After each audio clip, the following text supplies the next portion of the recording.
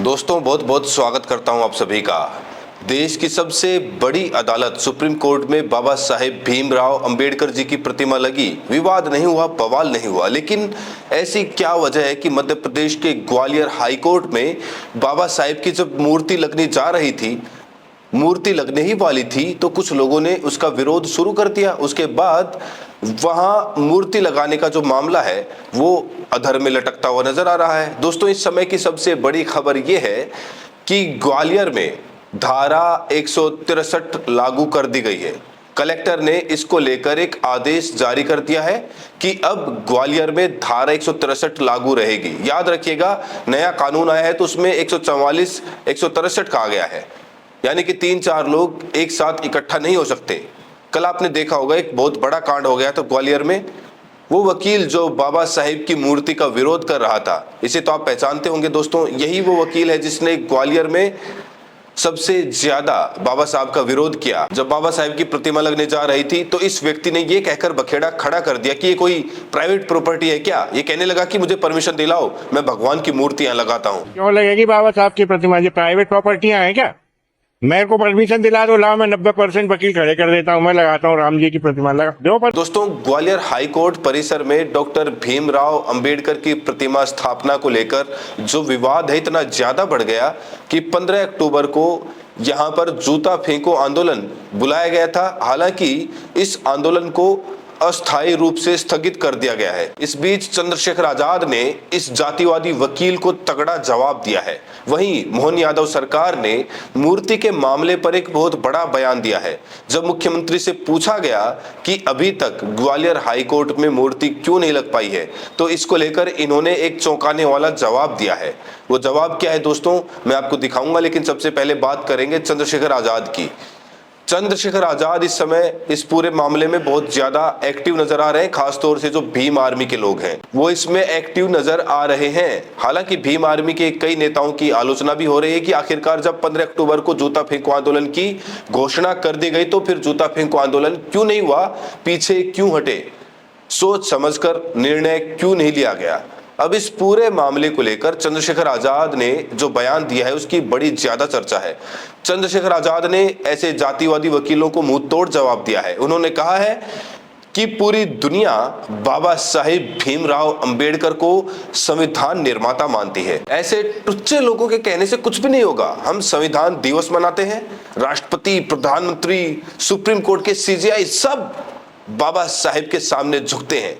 तो अगर देश में कुछ जातिवादी वकील झूठा नैरेटिव फैला रहे हैं कि बाबा साहेब ने संविधान नहीं लिखा, तो ये खुद अपने मुंह पर ही थूक रहे हैं। दोस्तों, बिना देर किए मैं आपको चंद्रशेखर आजाद का वो वीडियो दिखाने जा रहा हूं जिसमें वो साफ साफ चेतावनी दे रहे हैं ऐसे लोगों को कि अगर ये लोग नहीं माने तो ऐसे लोगों को वो सेट कर देंगे। देखिए, नैरेटिव सेट किया जा रहा है सर, बीएन राव ने संविधान लिखा है, एक मध्य प्रदेश से सेट किया जा रहा है, बाबा साहब की मूर्ति का जो है वो झूठ कभी सेट होता है क्या? झूठ के पांव होते हैं क्या? झूठ आप कितना ही बोलते रहो, झूठ के पांव होते हैं क्या? कितने बड़े विद्वान थे बीएन राव, आप नहीं जानते? देश, पूरा देश तो मानता है, पिछले 75 साल से तो यही मानता है कि बाबा साहब अम्बेडकर ने संविधान लिखा है। देश के तमाम प्रधानमंत्री, देश के राष्ट्रपति, देश के तमाम गवर्नर, सब लोग, और अभी वर्तमान के प्रधानमंत्री माथा टेकते हैं संविधान को। बाबा साहब के बारे में अभी संविधान दिवस में कितनी जो है बड़ी बड़ी चर्चाएं हुई। तो जो नैरेटिव जो सेट कर रहे हैं, अब अम्बेडकरवादी उनको बहुत जल्द सेट कर देंगे। ग्वालियर में सेट कर दिया, बाकी जगह। तो यहाँ चंद्रशेखर आजाद ने बाबा साहेब के महत्व पर प्रकाश डाला है कि बाबा साहेब कितने महान व्यक्ति थे। बाबा साहेब ही असली संविधान निर्माता है। अगर कोई ये कह रहा है कि बाबा साहेब ने संविधान नहीं लिखा तो वो महामूर्ख है। उसे पता ही नहीं कि संविधान क्या है, उसे पता ही नहीं कि हमारे देश में आजादी के बाद क्या कुछ हो चुका है।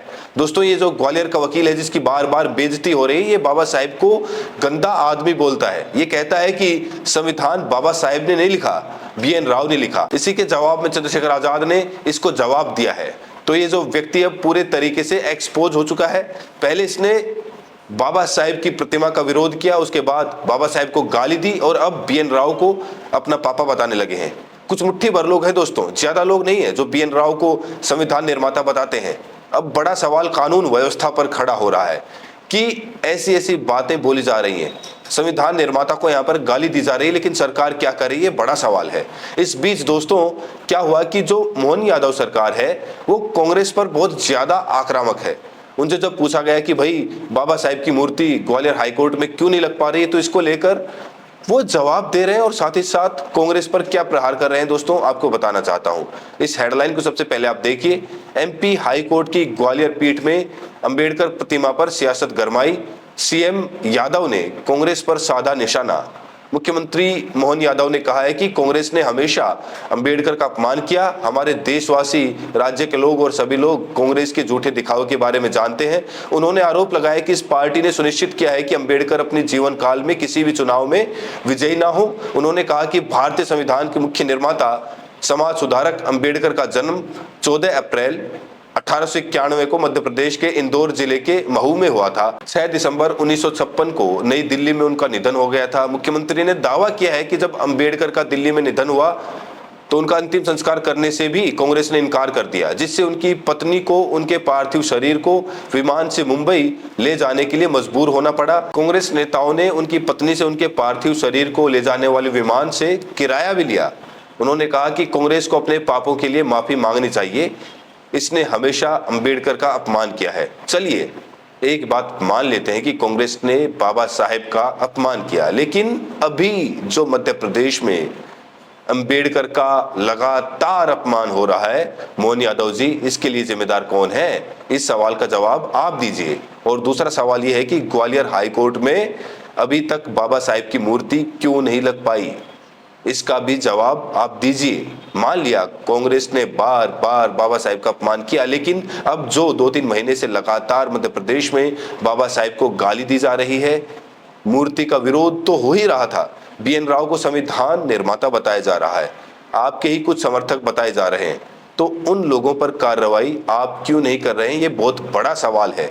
मोहन यादव जी, अगर वाकई आप अंबेडकरवादी हैं, अगर वाकई आप अंबेडकर जी को संविधान निर्माता मानते हैं, तो ऐसे तत्वों के खिलाफ आप कार्रवाई क्यों नहीं कर रहे हैं जो लगातार संविधान का अपमान कर रहे हैं, बाबा साहेब का अपमान कर रहे हैं? और जो लोग ये कहते हैं कि बाबा साहेब ने संविधान नहीं लिखा, मुख्यमंत्री के इस बयान को भी देख लें। मुख्यमंत्री खुद बाबा साहेब के मुरीद हैं, खुद चीख चीख कर कह रहे हैं कि बाबा साहेब ने ही संविधान लिखा, बाबा साहेब ही संविधान निर्माता हैं। तो हाथ कंगन को आरसी क्या, पढ़े लिखे को हिंदी क्या? कोई ऐसा पढ़ा लिखा है जिसको हिंदी नहीं आती है? तो दोस्तों, जो मध्य प्रदेश के मोहन यादव सरकार है, इस पूरे मामले में बिल्कुल एक्सपोज हो चुकी है। ओबीसी आरक्षण इस प्रदेश में अभी 14% मिल रहा है, जबकि अलग अलग प्रदेशों में देखा जाए तो 27% आरक्षण ओबीसी के लिए लागू है। लेकिन अभी तक मोहन यादव सरकार प्रदेश में 27% आरक्षण नहीं करा पाई। इसके लिए कौन जिम्मेदार है, ये भी बड़ा सवाल है। मुझे लगता है कि मोहन यादव को इस पूरे मामले को लेकर अब स्वतः संज्ञान लेना पड़ेगा और जो मूर्ति लगाने का विवाद है उसे निपटाना पड़ेगा और ऐसे जातिवादी तत्वों के खिलाफ कार्रवाई करनी पड़ेगी जो लगातार प्रदेश को बदनाम कर रहे हैं। मोहन यादव सरकार को भी लगातार यहाँ बदनाम किया जा रहा है, क्योंकि इससे एमपी की छवि भी खराब हो रही है। ऐसा पहली बार हुआ है जब किसी वकील ने बाबा साहेब को गाली दी, बीएन राव को संविधान निर्माता बताया, बाबा साहेब की मूर्ति लगाने का विरोध किया। तो ऐसे लोग कैसे देशभक्त हो सकते हैं दोस्तों, ये बड़ा सवाल है। और जब इनके खिलाफ कार्रवाई की बात आती है, आपने देखा होगा ग्वालियर में जो हिना खान पुलिस अफसर थी, जब उन्होंने कहा कि गैर कानूनी काम है, आप टेंट नहीं लगा सकते, तो ये व्यक्ति धार्मिक नारे लगाने लगा। तो उसके बाद हिना खान ने भी धार्मिक नारे लगाने शुरू कर दिए थे और हिना खान की इसमें जबरदस्त तरीके से चर्चा है। लोग ये भी कह रहे हैं कि हिना खान को ऐसे लोगों को तगड़ा सबक सिखाना चाहिए था, लेकिन हिना खान ने जो किया बहुत सूझबूझ से काम लिया था। उन्होंने कानून के दायरे में रहकर सारा काम किया था, इसीलिए उनकी बहुत ज्यादा तारीफ हुई थी। तो पूरा देश इंतजार कर रहा है कि ग्वालियर हाईकोर्ट में बाबा साहेब की मूर्ति लग जाए। अब देखते हैं मध्य प्रदेश की सरकार इस पूरे मामले को लेकर क्या कुछ करती है, कैसे इसका फैसला लेती है, ये बड़ा सवाल है। इस वीडियो में इतना ही। आप ये वीडियो देश के किस कोने से देख रहे हैं, कमेंट सेक्शन में अपनी प्रतिक्रिया जरूर दें। बहुत बहुत शुक्रिया।